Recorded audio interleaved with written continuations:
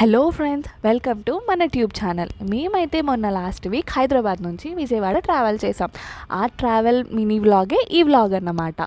మేమైతే Vijayawada ఇంటర్సిటీకి tickets book చేసుకున్నాం. అది ఎర్లీ మార్నింగ్ 5:30కి సికింద్రాబాద్లో మేము ట్రైన్ ఎక్కాలి. అది 5:30కి ఎక్కడం కోసం అలారం పెట్టుకొని అష్టకష్టాలు పడి పొద్దున్నే లేచి మొత్తానికి టైంకి అయితే మేము స్టేషన్కి రీచ్ అయిపోయాం.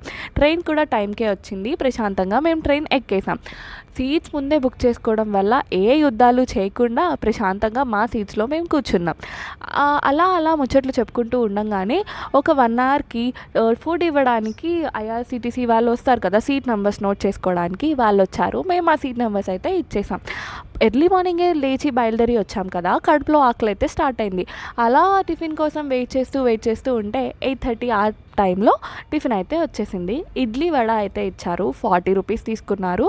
పర్వాలేదు, కొంచెం వేడిగా ఉండుంటే బాగుండు అనిపించింది. ఇడ్లీ ఎలాగోలా తోసేసాం, కానీ వడ అయితే పర్లేదు, బాగానే ఉంది. ట్రైన్లో నెట్ రాదు కదా అని ఇంట్లోనే సిరీస్ డౌన్లోడ్ చేసుకొని వచ్చాం. సరే కదా, అది చూద్దామని ఓపెన్ చేసేటప్పటికి ఫుల్గా తిన్నాం కదా, భలే నిద్ర వచ్చేసింది. ఇంకెందుకు అని చెప్పి ఆ సిట్టింగ్లో కునికి పాటలు పడుకుంటూ మొత్తానికి ఒక నిద్ర అయితే వేసేసాం మేమందరం.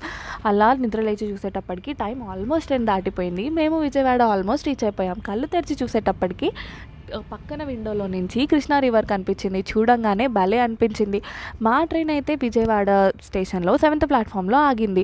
మేము ఇంకా 7th ప్లాట్ఫామ్లో ట్రైన్ దిగంగానే మాకు ఒకటి గుర్తొచ్చింది. మేము లాస్ట్ టైం వచ్చినప్పుడు విజయవాడకి 4th ప్లాట్ఫామ్లో విజయ డైరీ పార్లర్లో ఒక బాదం టీ తాగాం.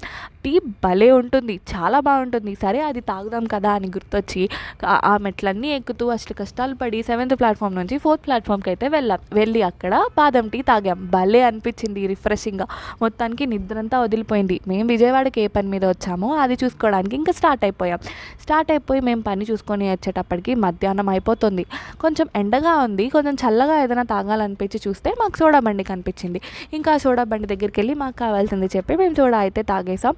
మొత్తానికి మా ఈ జర్నీ వ్లాగ్ ఇలా గడిచింది. మీకు కనుక మా కంటెంట్ నచ్చితే కనుక ఖచ్చితంగా లైక్ చేసి సబ్స్క్రైబ్ చేయండి. మీ ఫ్రెండ్స్కి కూడా ఎవరికైనా షేర్ చేయండి. Thank you.